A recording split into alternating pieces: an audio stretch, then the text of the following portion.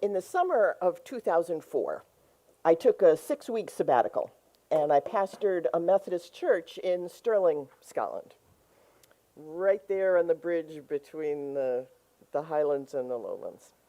I had all my sermons prepared before I went, so most days I was free to try to drive on the other side of the road in my little Peugeot and go as far as that would take me, as long as I was back to the house every night.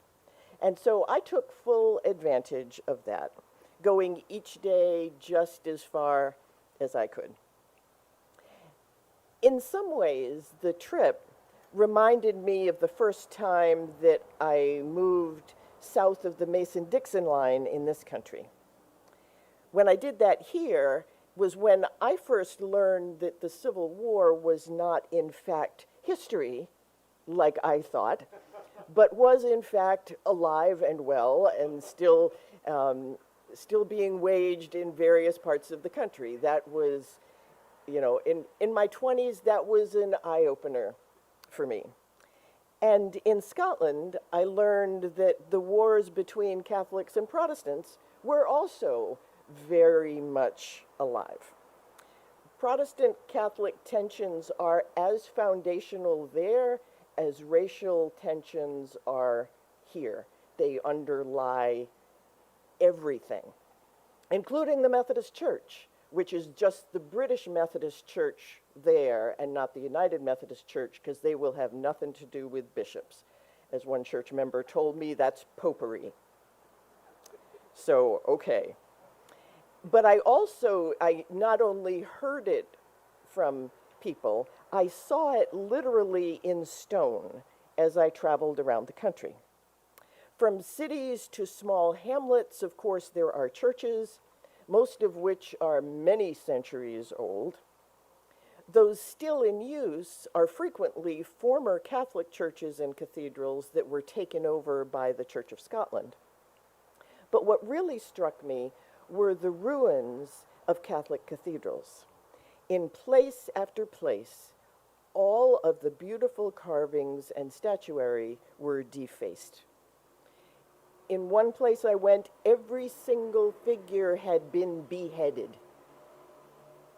Now, this was not done by roving atheist hordes, but by devout Scottish Protestants, probably some of my ancestors among them, who believed, as many still do, that all images in churches, even images of Jesus, are a violation of the commandment given to Moses not to make a graven image. The technical word for a person who believes that is an iconoclast, which literally means an image destroyer. It's not unique to Christianity, by the way, but that's the form it's taken here. While most Christians today don't go so far as going around and beheading statues, the belief that the commandment about not having idols is primarily about physical images of divine figures is still the root assumption in almost all Christian circles. That assumption makes more liberal churches gloss over the commandment as a relic of some bygone age, and makes conservative churches strip their sanctuaries of anything but geometric patterns. Often such churches don't even have a cross in them. Nothing, no pictures. They allow for different geometries, but nothing else. Both responses, I believe, are an enormous mistake. A mistake that allows the idols God was really trying to guard against to waltz into our lives and take up residence without so much of a check on their ID. So I'm going to be spending a few weeks trying to pry open that limited understanding of idolatry so that we can open our eyes to see and stop the idols that we are gleefully allowing to run amok in our homes, our churches, our nations, and our world. This is not about Christianity versus other religions. It's not about statues of fertility goddesses or pagan rituals. This is about the kind of idols that are, right at this very moment, fueling our political divisions, the climate crisis, the war in Ukraine, income inequality, racial injustice, and the rise of authoritarianism both here and abroad. Oh, and it's idolatry that has taken and is taking a wrecking ball to the Christian church. Understanding those connections is where we're headed over weeks. But we need some context first to be able to see idols for what they are and to get a new framework for really understanding them. That context begins in Exodus 20. As Christians, we join with Judaism in lifting up the Ten Commandments as important, but Christians have largely lost sight of the role of those commandments within the Torah. I did a whole sermon on all 10 of them at the end of March, so I won't repeat all of that here. But I want to note that the injunctions included in the commandments, in the 10, are intentionally broad. They introduce the law of Moses as almost a table of contents. Within the Torah, they function as broad statements of the values and priorities of God. They represent the marriage vows of the covenant between God and God's people, an agreement on the values that will guide our treatment of each other and that relationship. While every marriage has moments when you have to work out the details of who's going to walk the dog and who's going to cook and who's going to take out the trash, those details are not, at least not usually, part of the wedding ceremony. I've had couples, one guy who had to promise he would go antiquing with his wife. But, but the promises made, the vows taken in a wedding ceremony are broad promises to be faithful, to love and to honor and to cherish. Methodists have taken out obey. For as long as you both shall live. The expectation is that those core values, as expressed in the vows, will shape all the very specific agreements you will make in the years to come. Particular agreements whose details will likely shift as circumstances change, but whose overarching values are still in keeping with that initial promise to fidelity, love, and honor. That's what those 10 commandments represent. So we are already going astray if we try to parse the 10 commandments too closely.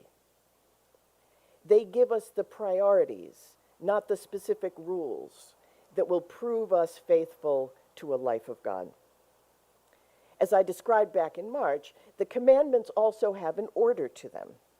And I see those that Kim read this morning as really being all of a piece. To paraphrase what we consider the first 3 commandments, different traditions number them differently, God is saying, I, the God who just liberated you from slavery, must always be your top priority. All other concerns are secondary. And I am who I am. I am not and must never become a God of your own making. If you create something and treat that as your top priority instead of me, you've called yourselves my people in vain. You're free to do that. It is your choice, but it will not go well for you or your descendants if you do. Seeing those commandments together allow us to see what God means by an idol. In the days of Moses, people had many gods, and notably the commandment does not forbid other gods. Thou shalt have no other gods before me. God wants priority. You're allowed to have other priorities, but the top priority is that liberator God who just brought you out of slavery. And then follows a list of what God's priorities are. A balance of work and rest, honoring those who raised us, preserving life, letting others keep what's theirs, being faithful to our spouse, being truthful, and being content with what we have.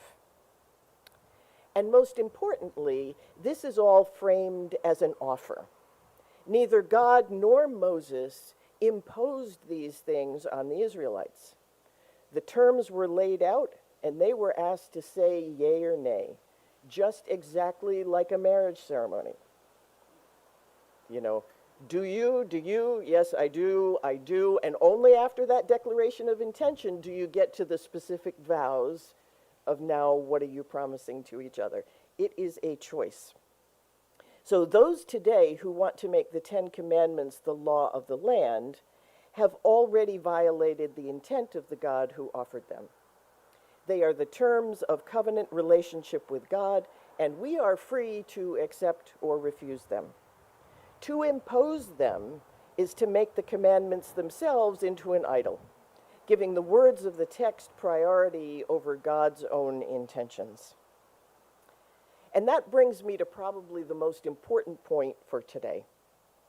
An idol is not about what something is, but about how it functions in our lives. When we're looking for idols, we aren't looking for bad things. In fact, the most powerful and insidious idols in the world are things that are, in their proper place, sacred, beautiful, and life-giving. They become idols when they displace God as the supreme value that must be protected at all costs.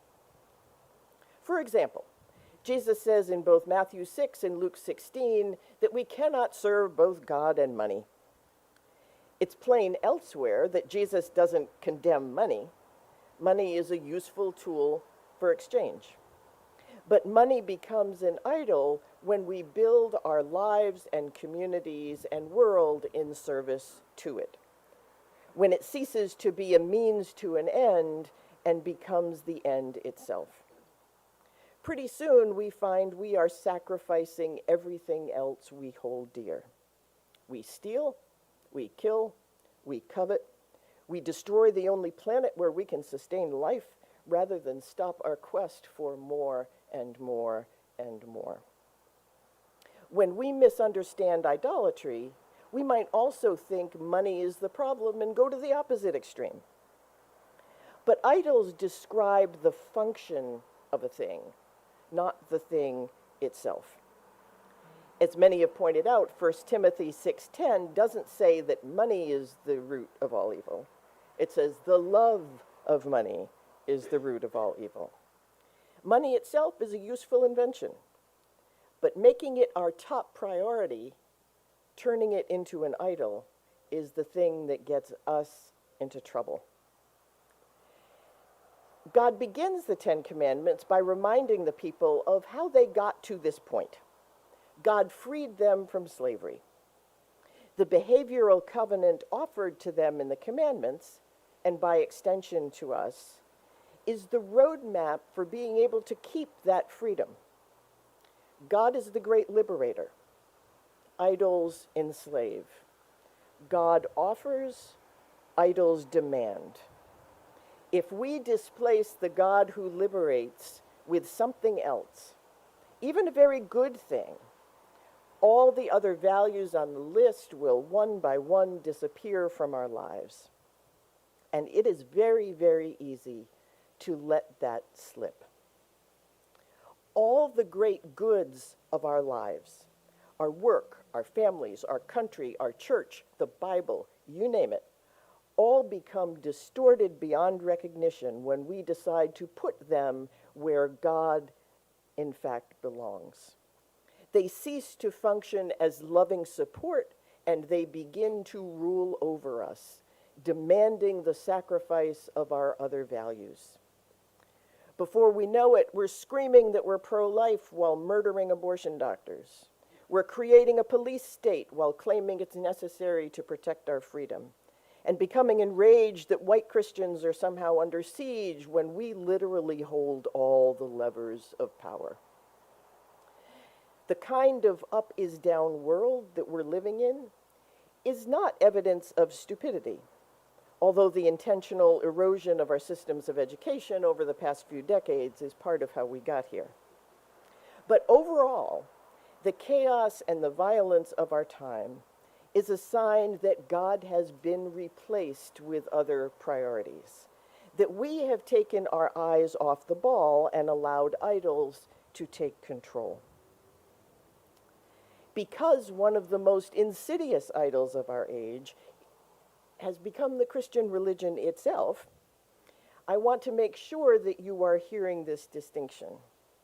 When I say that other things have replaced God and become idols, I am not talking about taking prayer out of schools, having a diverse religious population, or otherwise trying to sever church and state. On the contrary, our refusal to make a clean break between church and state is why Christian nationalism is now one of the biggest idols and threats that we face as a country. That is going to be a sermon all by itself before we are done. And there was a great article in the New Yorker by Jane Mayer on Saturday. Anyway, God is not a religion. God is a who, not a what. The God of which these commandments speak is the God who liberates, the God whose nature is revealed in the life and teachings of Jesus, the God who both Paul and John say is love, and whose spirit within us produces the fruit of love, joy, peace, patience, kindness, generosity, faithfulness, gentleness, and self-control. The name you use for that God is actually immaterial to me, as are the forms and the creeds and the other religious practices built around our worship. The way I know that we're serving the same God is finding evidence of our common struggle to produce that list of fruit in our lives. That is the God who urges us to maintain the freedom God won for us by accepting the offer of covenant relationship. And that offer begins with the warning, if you go ahead and put a different God first, all bets are off. Chopping the head off a statue is not eliminating an idol. It's vandalism. Having a church sanctuary that's free from images is a perfectly fine way to build a sanctuary, but it doesn't provide the first bit of protection against idolatry. Idolatry is how a thing, idea, or value functions in our lives. Does it help us live out the values that God prioritizes in Exodus 20? Does it help us balance work and rest? Does it honor those who raised us, preserve life, let others keep what's there, be faithful to our spouse, be truthful, and be content with what we have? If so, there is not a thing wrong with it, even if it's a little statue we hang from our rearview mirror or put on an altar in our bedrooms.